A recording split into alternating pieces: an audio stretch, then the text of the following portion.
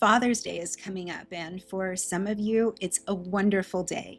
And for others, it may bring up some old wounds as well.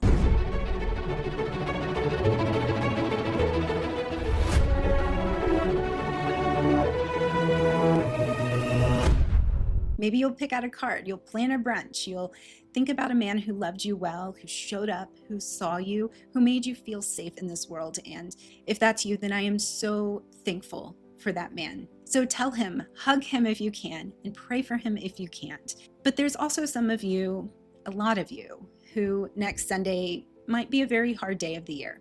And not many people are acknowledging it. Because for you, maybe your dad is no longer alive and the grief may come back every June. Maybe for some of you, your dad is alive, but you haven't spoken in years, or you wish that you hadn't spoken. And every conversation leaves you feeling more lost and hurt. Well, in this episode, we are going to take a deep dive into the role of fathers, the incredibly important role that God calls these men to, and how important they are in our lives, how they shape our image of the outside world and God, and most importantly, how to help fathers show up and be the man that God needs them to be, and perhaps more importantly, how to heal some of those wounds if they haven't. Now, I'm releasing this early because I didn't want it to be a downer for Father's Day, but it's right around the corner, so what do you say?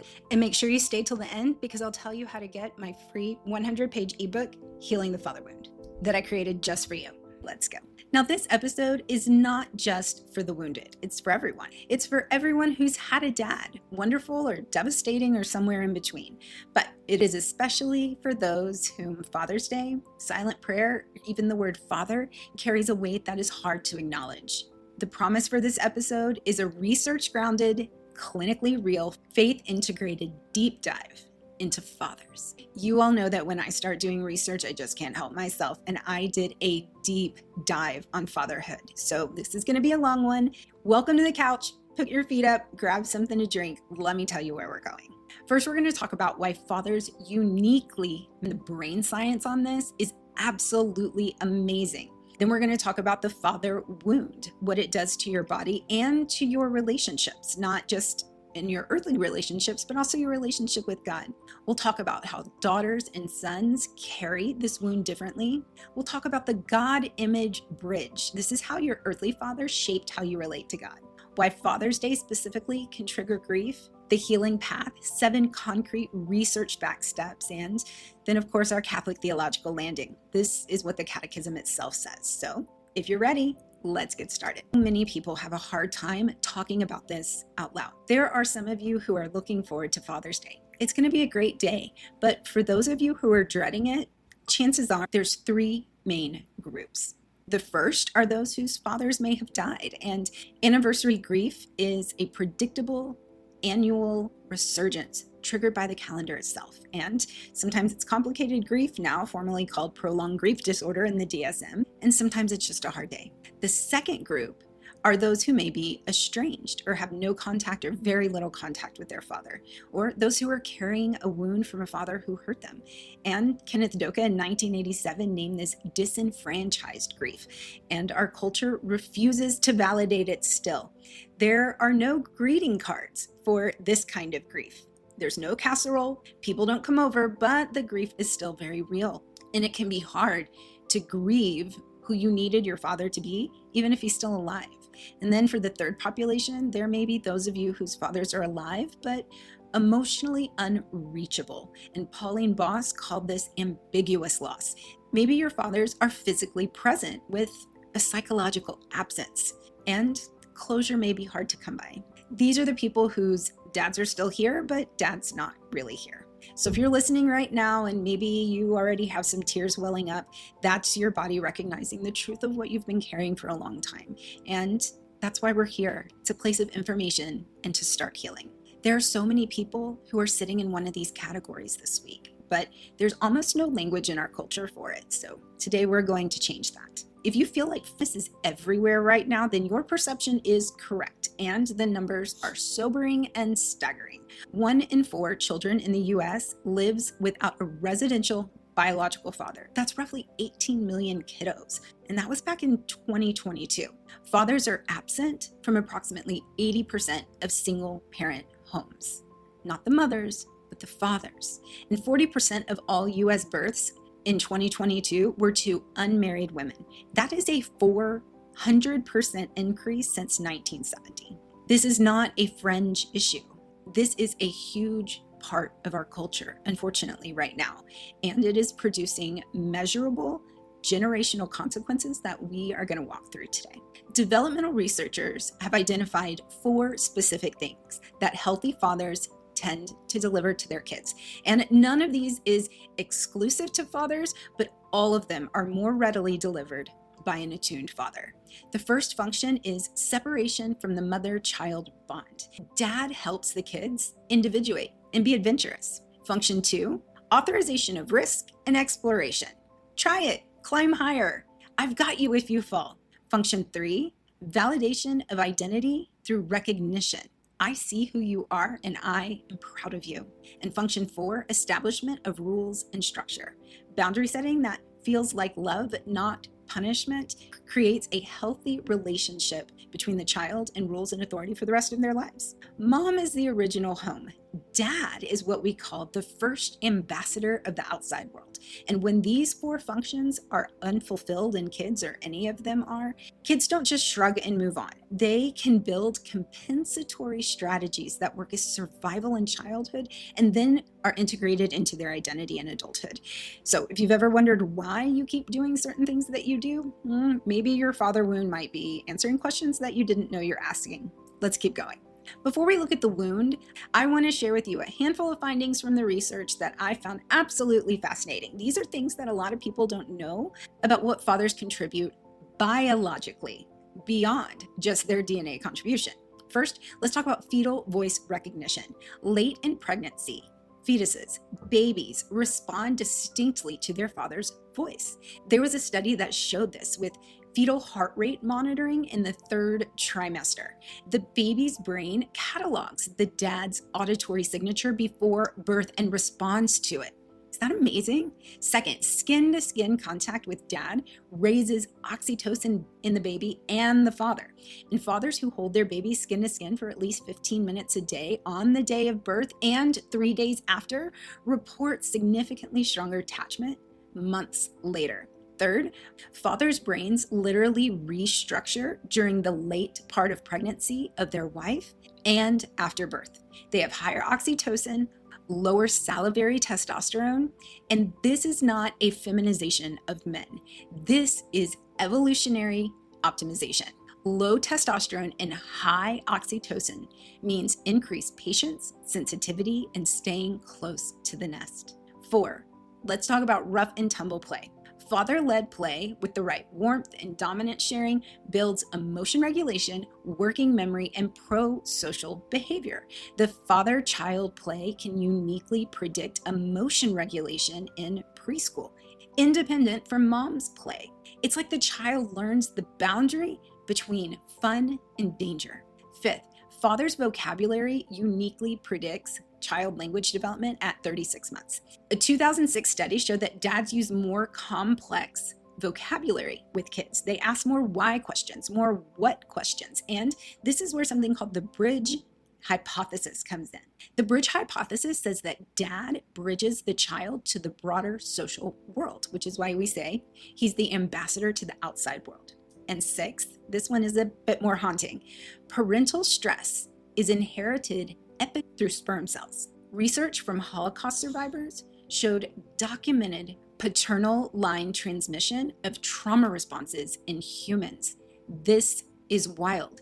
So half of our DNA is from the dad, but epigenetic changes mean that certain experiences and hormones can tag part of that DNA and turn it on so that gene is expressed in a new way in future generations. We will come back to this. Dads are not backup quarterbacks. They are not babysitters. They are running completely different and very important plays in coaching in a child's life. Now let's talk about a study that I think every parish in America needs to know about, but almost nobody does. In 1994, the Swiss government did a national census-based study. It was published in 2000. The tagline for the finding, in their words, was, "It is the religious practice of the father of the family that above all determines future attendance or absence from church in children." Let's look at the numbers. If both parents attend church regularly, then 33% of children become regular churchgoers. 4% are irregular churchgoers, and about a quarter don't practice. If only the mom attends, then only 3% of children become regular churchgoers. 38% do not go at all. That is right. But if only dad goes and not mom, then 8% of children become regular churchgoers. So dad's regularity alone holds the line. Why might this be? Because if dad is the ambassador of the outside world, then dad saying that this value system is important and it's essential for safety in the outside world gets encoded into our nervous system. Mom represents internal safety of the home. Dad represents the outside world and objective ultimate authority. So if dad dismisses a belief system, then the child's limbic system categorizes that belief system as irrelevant to survival in the real world. So if you're wondering why our parishes might be struggling to retain the next generation, this is a really important place to start with the dads. When fathers are absent at the scale that we're losing them, though, that bill will come due one day. And we know that 63% of youth self-exits come from fatherless homes. That is 5 times the average. Now that's correlational, not causal, but stay with me. Of homeless and runaway children come from fatherless homes. That's 2/3 the average. Fatherless boys are 2.5 times more likely to be incarcerated by the time that they're 30. But here's an important caveat. Father absence doesn't cause these outcomes by themselves. We think that there are some confounding variables here like poverty, intergenerational trauma. But the most rigorous causal studies, McClanahan reviewed 47 of these, still did find direct effects of father absence on adult mental health beyond adjusting for income. So on the positive side, though, there was a review of 24 longitudinal studies that found 22 of the 24 showed significant positive effects from engaged fathers. The wound doesn't look the same in every child, so let me show you what this actually looks like. We need to define this because we may have heard of the term the father wound, and it gets defined very loosely. It is not in the DSM, so it's not an official diagnosis, but it is a clinically recognized constellation of effects. This is a recurring pattern of adult psychological and somatic experience that is traced back consistently to specific developmental conditions in the father-child relationship. So here is the attachment science. By adulthood, your mental representations of mother and father have largely fused into a single internal working model of relationships. And that single template is the lens through which you interpret almost every important relationship in your life. Your spouse, your boss, your friends, and yes, even God. And when the father relationship has been disrupted by absence or harshness or unpredictability, the internal working model carries those distortions further. And when we say absent father, we're not just talking about a father who's not physically in the home. A father can be in the home, but not emotionally there or not emotionally stable. We'll talk more about that in a minute. Now, if you have ever wondered why when you kneel to pray, your shoulders start to tighten, maybe your jaw clenches and your chest feels really hollow, or you've ever sat down for silent adoration and you actually felt more anxious and high alert, like you need to escape and you don't know why, this is not a lack of virtue. It's likely something called somatic armor. Somatic means the body. The clinical somatic researchers describe 3 signs of what we call an armored heart in adults that have father wounds. The first is this: a braced chest and jaw. This can be chronic muscular tension that physically suppresses deep breathing and seals in the softer emotions like grief and fear or a longing for touch. If you constantly had to look and scan to make sure that you didn't do something or upset dad, then your body likely helped you with that by regulating your breathing, making it shallow so that you can't really be in touch with those deeper emotions, can't have the needs that might be difficult, and then dad doesn't get mad. The second is what we call a somatosensory dissociation. This is where you detach from the body sensations. Essentially, we separate the head from the rest of the body. So if the body is where all the painful feelings are, then we just stay in our heads. The third is called limbic resonance blockade. This is your capacity to rest in a felt sense of safety. And this is compromised for many people with a father wound. And this is why silent prayer, contemplation, stillness, or surrender can feel like a threat, not relief. Now, it's not the only reason why, but it is a reason why. Think about it. If you were constantly scanning to make sure that dad was not going to be upset and everything was going to be okay, then relaxing and closing your eyes and not having any defenses feels like a very scary thing to do. And even though you may not live with that type of father anymore, it's been coded into your biology from so much lived experience. So you grow up, but that feeling of tension in the room, it stays in your body. Here is the bottom line. Your inability to meditate or pray or feel relaxed is not necessarily a moral failing. It could be your biology doing exactly what it was trained to do, to keep you alive based on what we might call an outdated software or operating instructions. Armor can't be reasoned with. It has to be unblocked experience in the body, which means reading more theology books or more lives of saints, as good as that may be to do, is not likely to give you that felt sense of connection with God. If you struggle with silent prayer, then it might be an issue of biology rooted in a fatherhood. Let's keep going. When a father is absent, though, it doesn't have one independent outcome. It can produce two different types of injuries based on the gender of the child. So let's talk about how it affects daughters first. In a 2000 dual cohort study of girls in the US and New Zealand, researchers found that daughters whose fathers left before the age of 5 were 7 to 8 times more likely to experience adolescent pregnancy. And Weber did a meta-analysis of over 33 studies, that's 70,000 girls, that confirmed that father absence actually accelerates puberty and menarche. And sibling comparison designs rule out genetics. It's environmental. That is probably the single wildest finding that I saw, that the absence of a father can literally accelerate puberty and decrease the age of menarche. Why might this be? I mean, is that wild? Theology of the body at its finest. I'll tell you how. Life history theory explains this. When the female nervous system detects an unstable environment, which can be signaled by father absence, physically or emotional absence, and maternal stress in response to this, then the endocrine system accelerates reproductive maturity. So this is a biological necessity.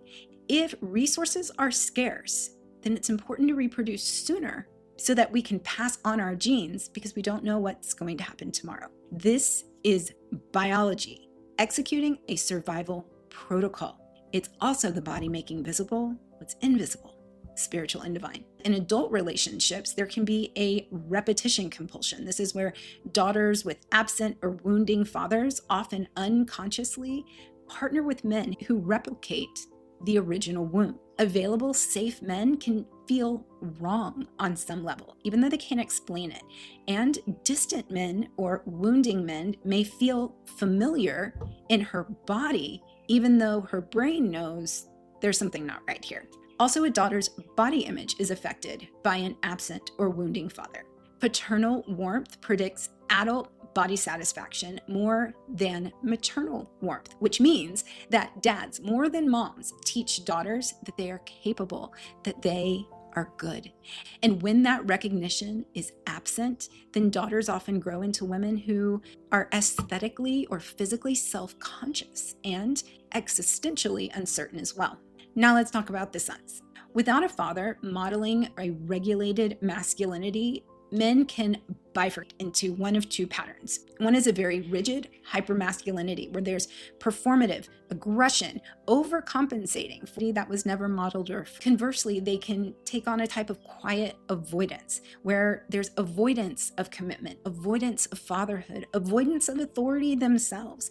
But they are often searching silently for substitute father figures. And the same-sex transmission is stronger, which means mothers to daughters or fathers to sons. So paternal mental health more strongly affects sons, and maternal mental health more strongly affects daughters. Now here's the section that I think a lot of you are going to need the most. Let's talk about the present but absent father. This is the dad who was there but never really there. And we tend to see this, sadly, a lot in Catholic circles because we do hold such a high value of marriage that many times people will stay married in high conflict marriages, but without getting the help that they need. So high conflict, intact marriages produce worse childhood outcomes than divorce on psychological adjustment and self-esteem.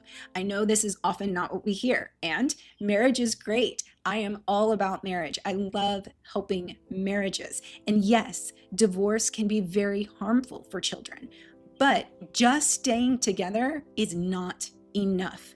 The conflict, not the marital status, is what does the damage. So if you grew up in a home where your parents stayed together, but the air was always thick with contempt, then your wound is very real. And even though the culture may have told you just to be grateful.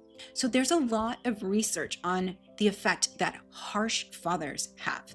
There's cross-cultural research from China and Germany and the US and the Caribbean shows that these types of harsh fathers or authoritarian fathers, which is the low warmth but high demand, actually predicts anxiety, depression, low self-esteem, aggression, and a behavioral genetic twin study confirms that this effect is causal, not genetic. It means that these are studies that take identical twins that have the same DNA that are separated at birth and they're raised by different families. And so we are able to weed out a lot of the genetic variables. So we know this is not just a genetic issue. This is actually the environment, the attitude, the mood, the regulation of the father that has these damaging effects. And a 2024 study confirmed that fathers who show narcissistic traits had children who had significantly poorer relational and psychological outcomes. And this pattern is recognizable. Maybe you recognize it in yourself sometimes. There's hyper adaptation to others' needs. This is that chronic people pleasing. There can be a chronic feeling of never being good enough, or a toxic perfectionism, a fear-based perfectionism, not just doing good because it's the right thing to do. And there can be difficulty understanding and defining your own emotions, because if growing up you had to keep everything squashed down to keep dad okay, then you didn't have the important developmental skills of experiencing emotions and having emotionally mature parents that can help you understand what you were feeling and how to express them. So researcher Pauline Boss spent her entire career, starting in the 1970s, researching absent fathers, or present but absent fathers, and she coined the term ambiguous loss theory. These are the words I was talking about that we often don't have to express our longing or our grief for a dad who was there, but not the kind of father that we needed him to be. And of course, nobody on earth is perfect, but there's not perfect, and then there's lacking in some very profound and fundamental ways. You know the difference. You feel it in your body. Ambiguous loss helps us understand how when dad was there but not there can still create a wound and a grief. So the father who was there but not there gave you a sense that you were guarded, you were safe, the bills were paid, but you weren't truly known.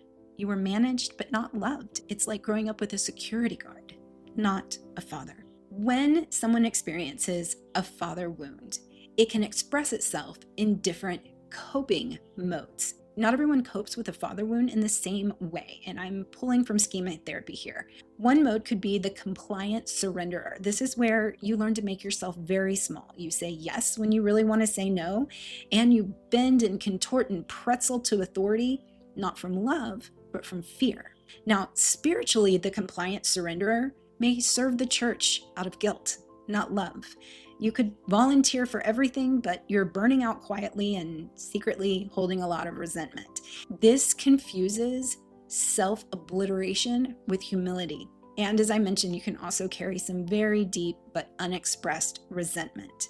If you've spent your faith life saying yes because you were afraid of what would happen if you said no, then that may not be coming from a place of virtue. It could be coming from a place of fear and survival. Another way of coping is called the spiritualizing detached protector. And this is actually very common among Catholic adults. When a vulnerable emotion threatens to surface, comes up, then this mode defaults instantly into theology. This is that separate the body from the head.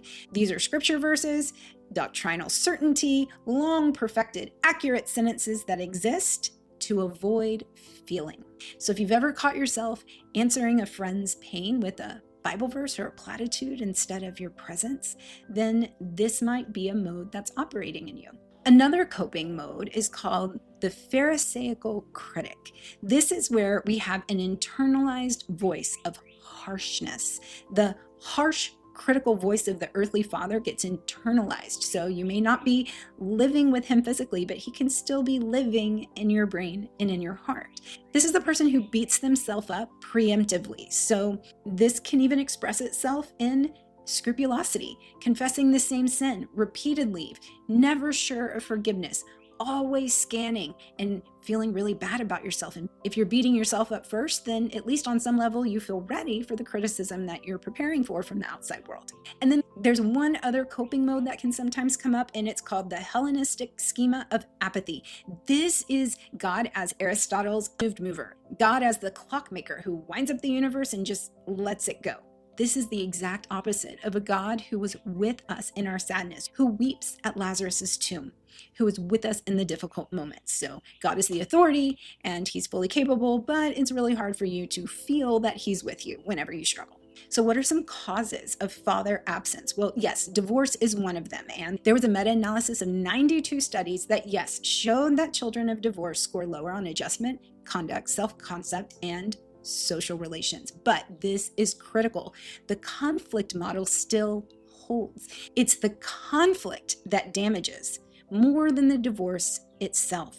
And for some families who live with an objectively abusive father, divorce is actually the stress-reducing event. And we know that, yes, overall, it is absolutely better for kids to be raised in an intact home with a mom and a dad who have healthy ways of coping. We also know that 80% of children of divorce don't have the lasting effects that we once feared. So this is the nuance here. I'm not saying divorce is good.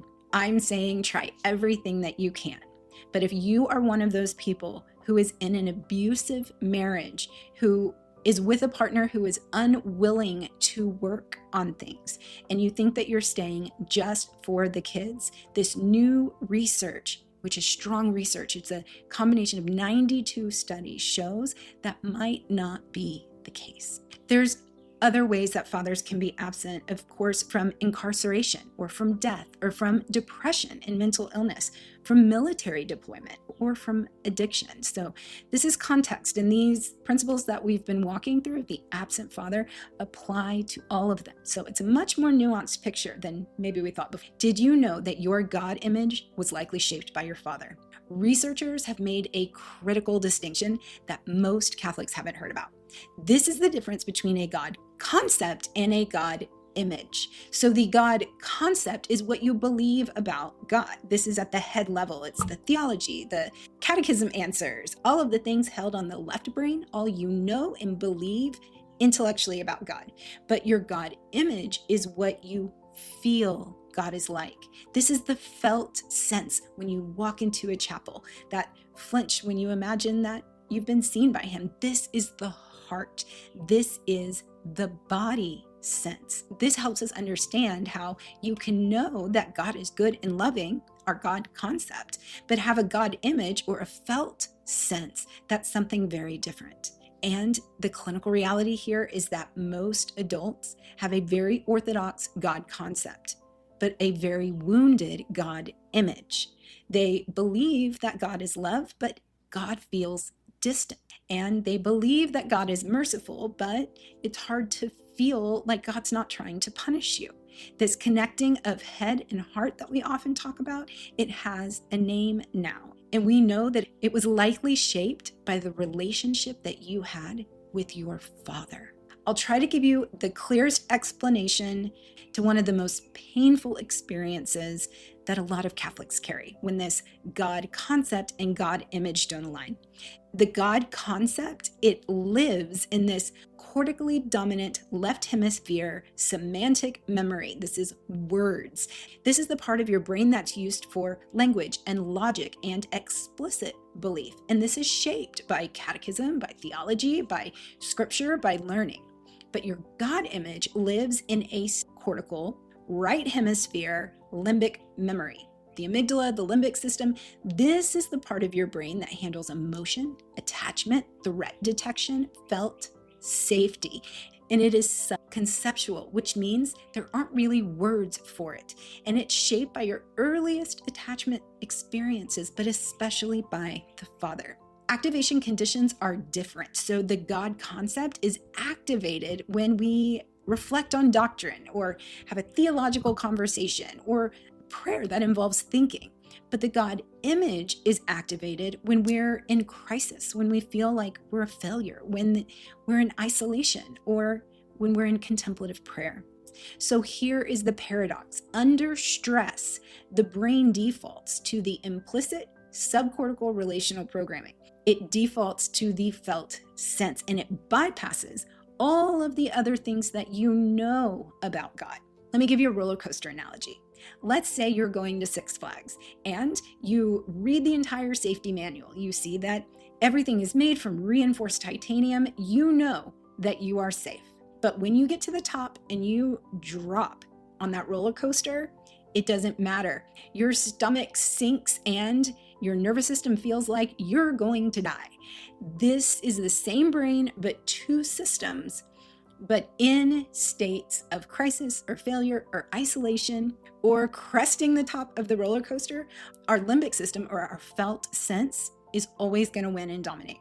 In other words, theology is important. It creates the context or the container, but it cannot reach our limbic system without help. It's not that there's a problem with your faith. It's actually a problem of neuroscience, and there are some solutions. There were three landmark theorists that help explain the bridge from earthly father to God the Father: Rizzuto, Witz, and Granquist.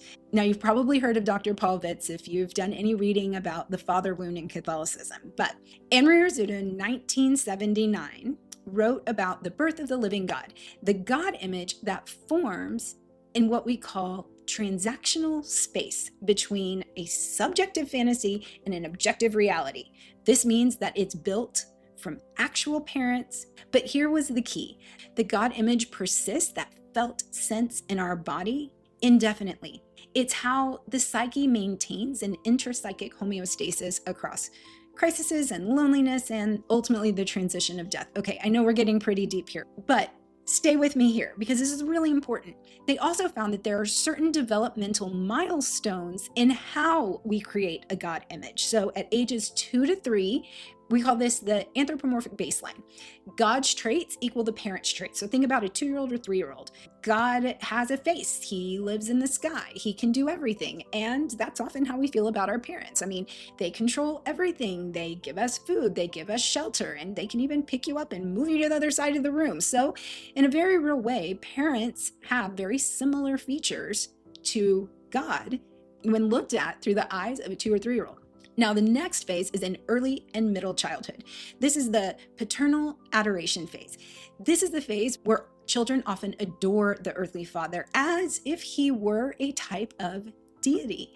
Warmth, strength, unpredictability, criticism, whatever dad's signature is, gets directly transcribed onto God. And when our basic emotional and physical needs are not met, this is different than overt abuse. There can be abuse, but also neglect. So when there is care, when there is not abuse, when there is attunement, then we map this on to what we think God is. And so things like abuse or neglect can have a direct impact on our view of. And in 1999, Paul Witz wrote The Faith of the Fatherless, and he talked about this defective father hypothesis, that defective or absent fathers make believing in a personal God psychologically harder. But there's also this thing called the correspondence versus compensation hypothesis. This is where securely attached or healthfully attached people tend to inherit a God image that mirrors their parents' faith.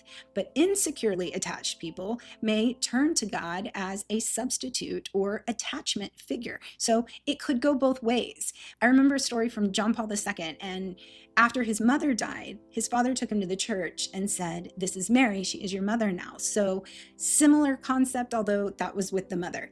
The point being, Adults who have a secure relationship with God are likely either healthfully attached to their earthly father and they're just projecting that onto him, or they may have had a negative experience and turned to God to compensate for the deficits of the earthly father. But this is for believers. We're not talking about atheists. So it is hopeful to know that for some people, the wound isn't the end of the story. It can actually be a door.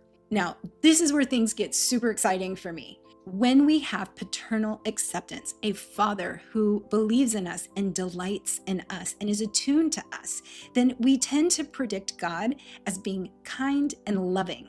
Plus, there's also better existential and religious well-being long-term. If we have a father who was controlling, then we often predict that God is wrathful and controlling. That makes sense. But here was a crucial finding: lacks discipline. So the dad who let you eat pancakes for dinner or cookies for breakfast, or the absence of a father by itself does not correlate with a God image change, a negative God image. It's the emotional tone of our interactions with dad that matters more than just presence or rules. So a dad who has strong warmth and strong rules often predicts a God image that is accessible and protective. But a dad that is neglectful or not attuned makes us feel like God is distant or indifferent to our needs. But here's what's interesting. In this study, one of the women still saw God as loving. So the fact that dad wasn't there didn't change what she thought God was like. But her belief that God was trustworthy, that he would show up when she was in need, dropped to under 10%. And her belief that God is available to her, that she can go to him when she is in need, it dropped almost 70%. So what this study is showing is that for women, the absence of a father often doesn't change what we know or believe about God, but it does change our felt sense of if we can trust him to show up for us. That's that felt sense. Father absence doesn't appear to damage a woman's God concept, but it can damage her felt sense that God will show up when she really needs him. And that makes a lot of sense. So how does all this mapping happen? It sounds very complicated, but I've created you a chart. This comes from Schema therapy, which was developed by Jeffrey Young, and it gives us some more precise language. We're looking at 5 father schemas or paternal schemas, and each of these produce specific distorted God image, which means the way that we experience our fathers, if it's in a negative way, has a different and predictable effect on how we will see God. Let's walk through it. Look at row 1, defectiveness and shame schema. This is often from a father who is constantly critical or devaluing or even abusive. The God image that tends to form is that God is disgusted. He's judgmental. Let's look at row 2, the abandonment and instability schema. This can come from a dad who has departed or died or divorced or was emotionally unavailable, and it predicts a God image that God is unreliable or that he's silent. Row 3, emotional deprivation schema. This can come from a dad who has silent withholding. Maybe he's a cold father. Maybe he withheld blessing from you. This predicts an image of God that he's cold and that he's indifferent to your pain. Then there's the unrelenting standards or self-punitive schema, and this can come from a dad who has performance-based love. He may be legalistic or rigid. You get a lot of dad's approval as long as you get good grades or win the game. And this can predict a God image as a harsh overseer and someone who is never satisfied with you. And then there's subjugation and self-sacrifice schema, and this can come from a dad who demanded compliance and punished you with anger when you didn't comply. And this can predict a God image that God is an oppressive tyrant. So if you've recognized yourself in any of these rows, just know that you've identified the wound, and identifying it is a huge step in healing. It doesn't mean that you're stuck. Now, Dale and Juanita Ryan, in their Life Guide Bible study, named 8 specific distorted images of God that recur across a lot of the pastoral counseling that they did. And Insight Anchors added 3 Catholic-specific names, and together you get a reference guide that hundreds of thousands of people have used. So when our image of God is distorted, it can look like these 8. 1, like the God of impossible expectations versus the God of compassion. 2, the emotionally distant God versus the God of empathy and grace. 3, an inattentive God versus a God who knows us intimately. 4, the abusive God versus the God who heals. 5, the unreliable God versus the God who's trustworthy. 6, the God who abandons versus the God who pursues. 7, the God who withholds versus the God who provides. And 8, the God who's weak versus a God who's all-powerful. And the Catholic specific names come from insight anchors: the drill sergeant God, the statue God, or the robber God. And the reason I'm introducing these to you is not so that you'll learn them or memorize them, but sometimes when we are dealing with a father wound or a God wound or a distorted image of God, it can be really helpful to have some words to know and to name what we're talking about, because then that moves that into conscious awareness, and then we can work on changing it.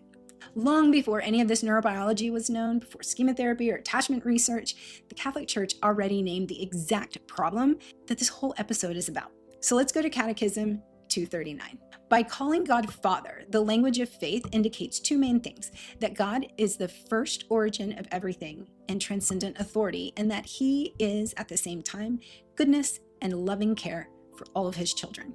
It continues that the language of faith thus draws on the human experience of parents, who are in a way the first representatives of God for man. But this experience also tells us that human parents are fallible and can disfigure the face of fatherhood or motherhood. He's neither man nor woman, He is God. He also transcends human fatherhood and motherhood, although He is their origin and standard.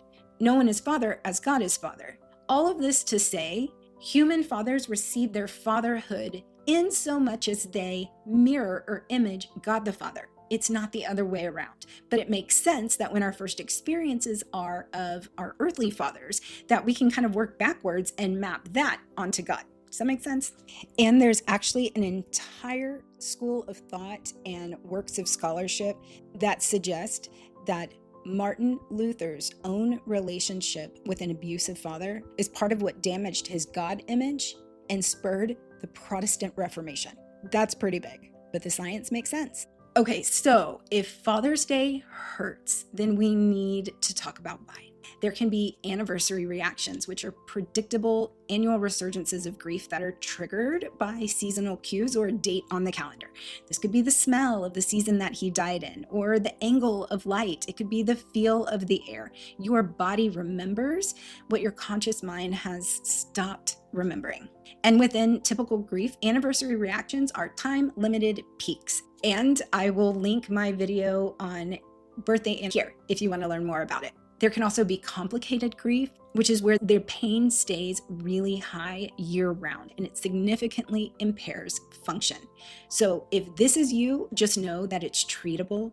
But if you have a peak at a certain point during the year or at an anniversary, it doesn't mean that you're somehow back at step one or that you haven't grieved right. These are predictable and known. Father's Day can intensify disenfranchised grief. This is that grief that didn't have a name, because we have a cultural demand to celebrate, and that can overshadow the grief that we carry if you're someone who has a father who is there but not there in any of the different ways that we talked about.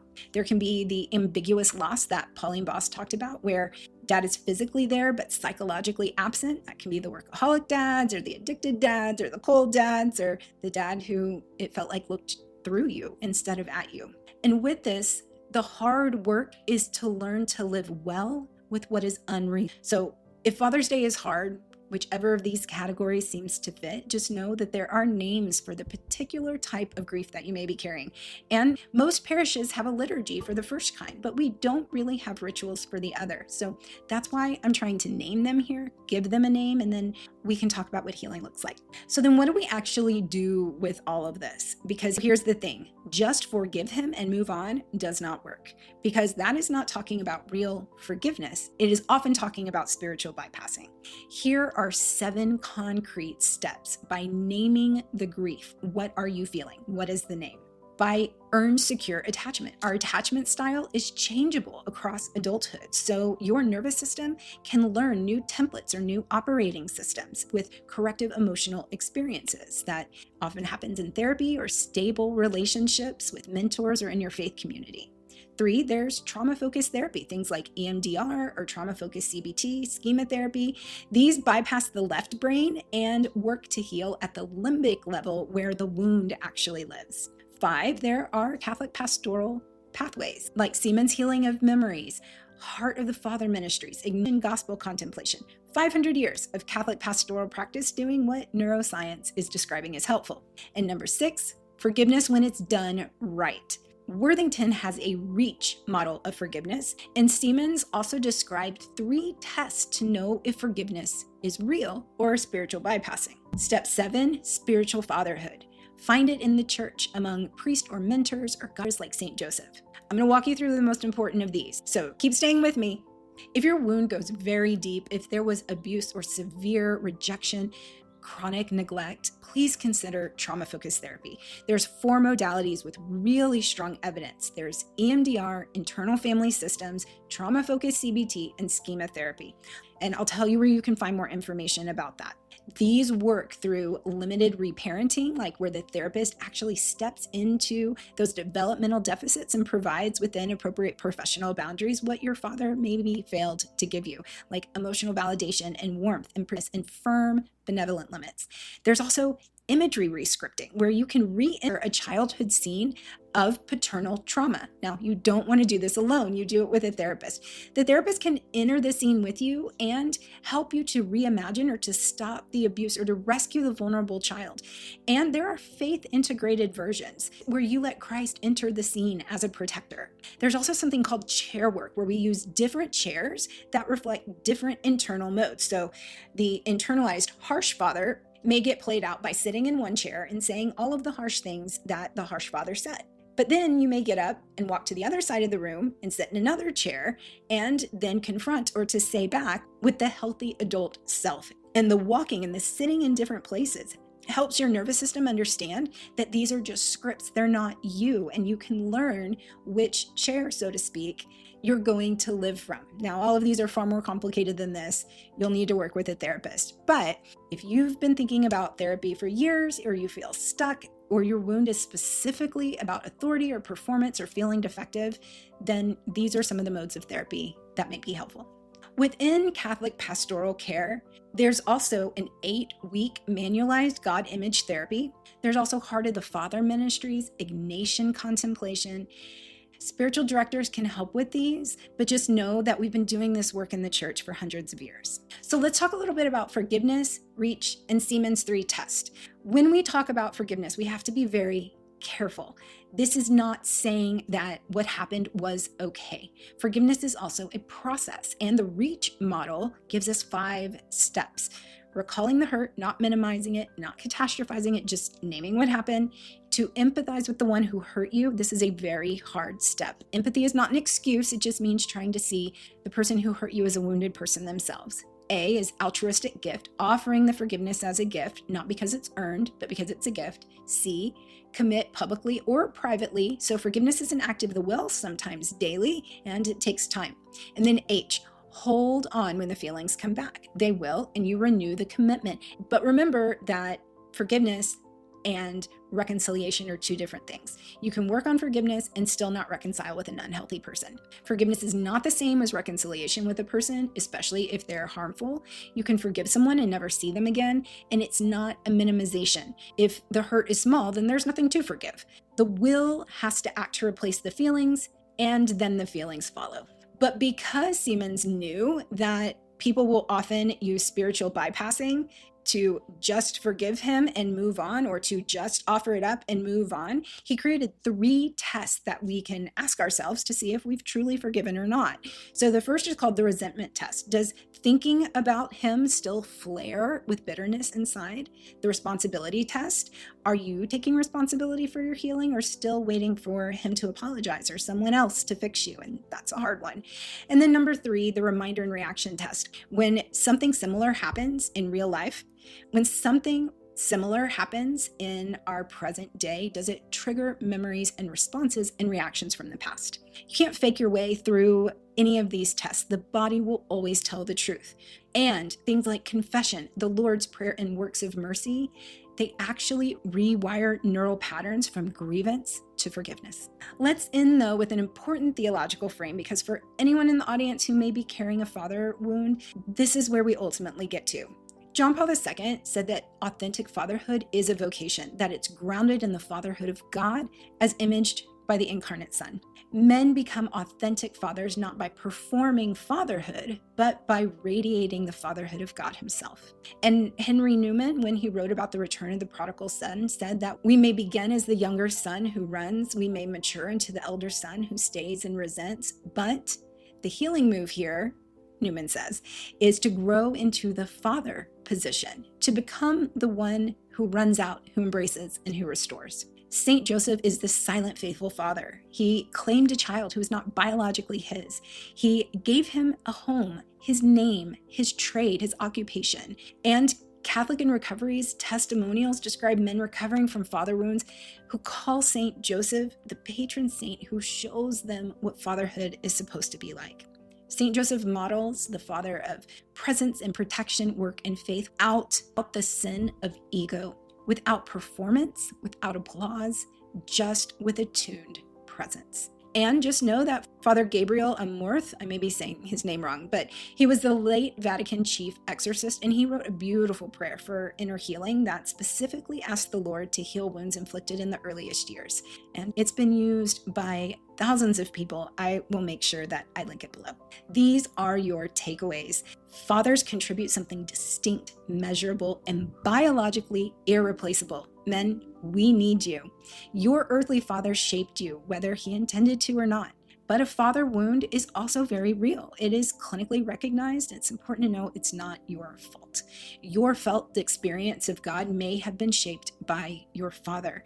And the Catechism itself tells us that human parents can disfigure the face of fatherhood. It's not a private problem. The church knew this and has been talking about it for years. Healing from a father wound is possible. It doesn't mean that the hurt never happened. And there are times where the father wound can become the door to a real relationship with God. You're not alone. There are research-backed, church-backed paths forward. We have the science, we have the saints, we have the sacraments, so none of this is theoretical. And because I wanted to help, and there's so much to say about this topic, I created an ebook that's over 100 pages that I'm happy to give you for free. I will drop a link in the comments, and you can just tell me where to send it, and I'll send that over to you. If this is a hard week for you, just know that you are not alone, that it's not your fault, and that healing is possible. A good first step is to read more in that free ebook that I created. Take care of yourself this week, and remember, there's always room for you and your fathers on the Catholic couch.